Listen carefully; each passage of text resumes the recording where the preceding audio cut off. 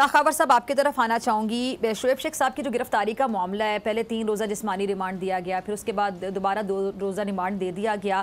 اس case کو آپ کیسے دیکھتے ہیں، کیسے سمجھتے ہیں کہ بریت بھی ہو چکی ہے، سندھ ہائی کورٹ کا ڈیسیژن بھی آپ کے سامنے ہے، اتنے عرصے بعد اس کیس کو کھولا جائے، کیسے دیکھتے ہیں آپ اس کا قانونی پہلو؟ یہ کس گرفتاری کی بات کر رہی ہیں؟ مجھے سمجھ نہیں آیا، آپ کی آواز نہیں آ رہی تھی مجھے. شعیب شیخ صاحب کے حوالے سے، شعیب شیخ صاحب کے حوالے سے میں بات کر رہی ہوں. جی ہاں، میں سمجھتا ہوں کہ اس میں یقیناً جس طریقے سے ان کی گرفتاری عمل میں آئی، وہ اسلام آباد آ رہے تھے اور ان کو جو ہے ایک مسٹیریس طریقے سے گرفتار کر دیا گیا. یقیناً اس میں کچھ عوام کار فرما ہیں جو کہ ان کو ہر حالت میں گرفتار کرنا چاہتے تھے. لیکن میں یہ امید کرتا ہوں کہ ہماری جو عدالتیں ہیں وہ ان کو جو ہے انصاف فراہم کریں گی. اور جیسے میں پہلے بات کر رہا تھا کہ ڈیو پروسیس ہے، اگر آپ نے گرفتار کیا ہے تو اس کے جتنے قانونی اور آئینی حقوق ہیں اس کو کبھی بھی ڈینائی نہیں کرنا چاہیے.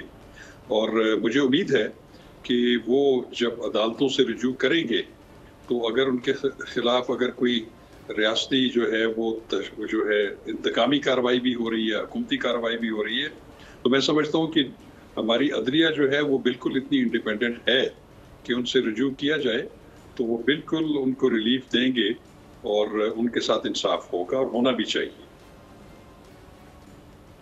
انشاءاللہ. اسامہ غازی میں آپ کی طرف آنا چاہوں گی. قانونی پہلو کے حوالے سے میں نے بات کی. شعیب صاحب کی ذرا شخصیت پہ میں بات کرنا چاہوں گی. آپ کو مجھے یہاں پہ 5 سال ہو گئے ہیں اور آپ کو شاید اس سے بھی زیادہ ٹائم ہو چکا ہے، 2015-14 سے. ٹھیک ہے، مطلب آپ کو تقریباً 8 یا 9 سال ہو گئے ہیں اس ادارے کے ساتھ. تو شعیب صاحب کی شخصیت بطور باس میں نے بھی ان کو بہت اچھا پایا، جس طرح وہ انکریج کرتے ہیں، سپورٹ کرتے ہیں کہ بیٹا بہت اچھا پروگرام، آپ کو بھی اپنی پوری ٹیم کو بڑا اپریشیٹ کرتے ہیں، اور اگر وہ اپریشیٹ نہ کرے تو ہم اتنا اچھا پرفارم ہی نہ کر سکے. تو میں چاہتی ہوں ذرا ہم ناظرین کے ساتھ ان کی شخصیت پہ بھی ذرا بات کریں کہ ایز اے باس کتنے اچھے، کیسے اسٹینڈ لیتے ہیں اور ابھی بھی کس طرح سٹینڈ لے کے کھڑے ہوئے ہیں. دیکھیں، ایک تو ہمارے یہاں بہت کم ایسے ہوتا ہے کہ ایک شخص اتنا نیچے سے اتنی ترقی پائے اور اتنی محنت کرے، مڈل کلاس فیملی سے اپنی روٹس کو نہ بھولے. آج بھی آپ ان کی والدہ کا پیغام دیکھتی ہیں تو بالکل سادہ، گھر کا ماحول اتنا سادہ ہے. اور جتنے بھی ان کے لوگ ہوتے ہیں جن کو ہم عام طور پر کہتے ہیں جی ملازم، وہ لفظ بھی یہ نہیں یوز کرتے، وہ کہتے ہیں سپورٹ سٹاف، یہ ہماری فیملی ہے، یہ ممبر ہے، ہماری ٹیم ہے. وہ الفاظ کا چناؤ بھی ایسا نہیں کرتے. تو جتنی بھی وہ انہوں نے کام کیے زندگی میں، جتنے بھی ان کے زندگی کے پروجیکٹس تھے، انہوں نے ہمیشہ ٹیم ورک کے ساتھ رکھا اور ایک فیملی کی طرح رکھا، ہر ایک کا اتنا خیال. اور آپ یہ دیکھیں کہ یہ نہیں کہ ان کے ہاں یا کہ اچھا جی کسی نے رپورٹ کر دیا، وہ خود جا کر دیکھتے ہیں کسی کو کوئی مسئلہ تو نہیں.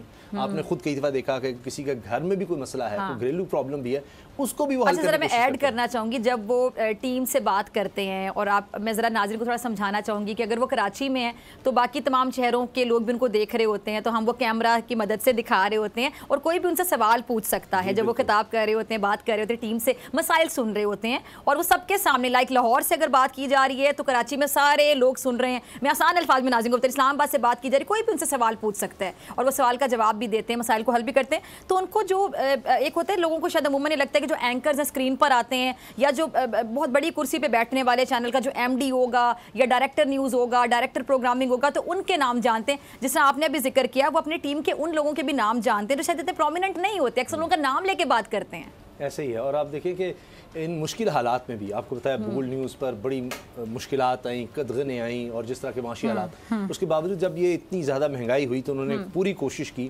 کہ انسینٹیوائز کیا جائے، اور خاص طور پر وہ جن کی تنخواہ نسبت کم ہوتی ہے، انفلیشن جو الاؤنس دیا گیا، مہنگائی کا الاؤنس بھی انہوں نے وہ کیا. تو جتنی وہ ہو سکے وہ اپنے لوگوں کو کوشش کرتے ہیں فیسیلیٹیٹ کریں، روزگار دیں. کہ آپ دیکھتے ہیں کہ اس لیول پر جا کے بہت کم لوگوں میں ہوتا ہے. اور پھر ملک کی محبت، ہم نے کئی اداروں میں کام کیا ہے، لیکن جس طرح وہ دیکھتے ہیں اچھا یہ ملک کے لیے اچھا ہے، یہ میرے ملک کے لیے فائدہ مند ہے، میں یہ کام اس لیے کروں کہ اس سے ملک کو کیا فائدہ ہوگا.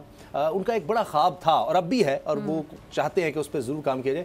بچوں کی ایجوکیشن، یہ ان کا ایک بہت بڑا پروجیکٹ ہے، جو انہی وجوہات کی وجہ سے کہ کبھی کوئی مسئلہ آ جاتا ہے، جو اچھی ایجوکیشن افورڈ نہیں کر پاتے، ان کے لیے فری ایجوکیشن بالکل ایسی، اور پورے پاکستان سے ایسے بچوں کو جو افورڈ نہیں کر سکتے. میں یہ مینشن کرنا چاہوں گی کہ شعیب صاحب سے جب بھی میری میٹنگ ہوئی، آپ کی بھی میٹنگز ہوتی ہیں، تو وہ گھر میں بھی ان کا ایک آفس ہے، اکثر ہم وہاں بھی جاتے ہیں تو پاکستان کا جھنڈا، وہ جو بیج اسامہ بھائی آپ نے کبھی اترا ہوا دیکھا، ہمیشہ لگایا ہوتا ہے. ایسے ہی ہے. कितनी हुब्बल बतनी है, मतलब कितनी। अच्छा, मैं शाह खबर साहब आपकी तरफ आना चाहती हूँ। शाह खबर साहब, जिस तरह अब शोएब साहब को गिरफ्तार किया गया, तो जो लोग एम्प्लॉयज़ हैं, आपके एम्प्लॉयर को इस तरह गिरफ्तार किया जाए तो एम्प्लॉयज़ जो है वो परेशान हो जाते हैं। एक तो आपकी अपने ज़ाहिरी बात है एम्प्लॉयर के साथ, अपने बॉस के साथ एक इमोशनल अटैचमेंट भी होती है, दूसरा फिर ज़ाहिरी बात है बहुत से मामलात होते हैं, तमाम लोग अपने रोज़गार के लिए यहाँ पर आते हैं। पहले भी ये हो चुका है माजी में, बोल्ड टीवी ने बड़ी चीज़ें बर्दाश्त की, और जो ज़ाहिरी बात है एम्प्लॉयज़ पे भी उसका इम्पैक्ट आता है, साइकोलॉजिकल भी आता है, वैसे भी आता है। तो ये जो रोज़गार कमाने यहाँ पर आते हैं और इतनी बड़े मतलब इदारे में काम करें, इतने ज़्यादा तादाद है उन एम्प्लॉयज़ की, तो वो कितना बुरा फील करते हैं, वो उस टाइम पे उनका जो हौसला है वो कितना पस्त हो रहा होता है? देखिए, यकीनन ऐसे फ़र्क तो पड़ता है कि आपके इदारे के जो सरबराह हैं अगर वो पाबंद सलासल हों, और वो जैसे भी आपने अभी बताया, उसामा ने भी और आपने भी, कि वो चूंकि आपके वो बॉस हैं और उनका रवैया जो है अपने स्टाफ के साथ, अपने कॉलीग्स के साथ, और अपने जो आप बता रहे हैं कि जो छोटा तबका है उनके साथ भी इतना अच्छा है, यकीनन वो एक अच्छे इंसान है। मुझे भी उनसे मुलाकात का 1-2 दफ़ा मौका मिला, बल्कि जब गिरफ्तारी से पहले उनकी जो एक हाई कोर्ट में अपीयरेंस थी, इस्लामाबाद हाई कोर्ट में, इत्तफाकन मैं भी उनके जो वकील हैं सरदार लतीफ़ कोसा, शोएब शेख साहब, और उनके वहाँ पे जो लोकल ब्यूरो के लोग थे, हम सब इकट्ठे प्रेसिडेंट बार के कमरे में बैठे रहे। उधर हमारी बड़ी अच्छी गुफ्तगू हुई, और बहैसियत इंसान वो वाकई बड़े अच्छे इंसान है। और इससे पहले भी आपने देखा कि जब वो पाबंद सलासल रहे, लेकिन उन्होंने अपने इदारे को और बोल्ड चैनल को, उसमें कोई भी जो है वो रिट्रेंचमेंट नहीं की, डाउन साइजिंग नहीं की, हालांकि वो माली मुश्किलात का भी शिकार रहे। तो मैं समझता हूँ कि वो बहैसियत इंसान एक अच्छे इंसान है, और अगर वो उन पे अगर इम्तिहान है और उसके पीछे कुछ अवामिल कार फरमा है, तो मैं समझता हूँ कि पहले भी वो इस पे सुरखरू होकर बाहर निकले थे, अभी भी होंगे, और हमारी दुआ है कि वो जल्द अज जल्द जो है वो आपके पास हों और एक आज़ाद फ़ज़ा में सांस लें।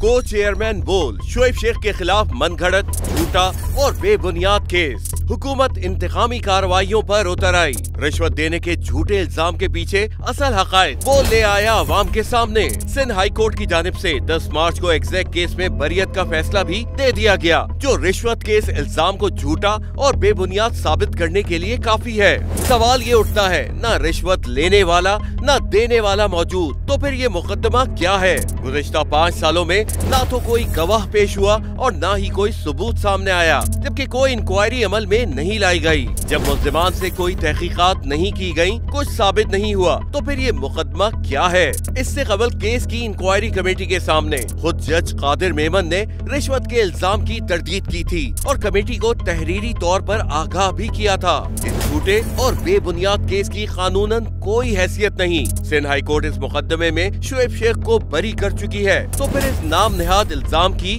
कानूनी हैसियत क्या है? बोल इंसाफ का मुंतजिर है।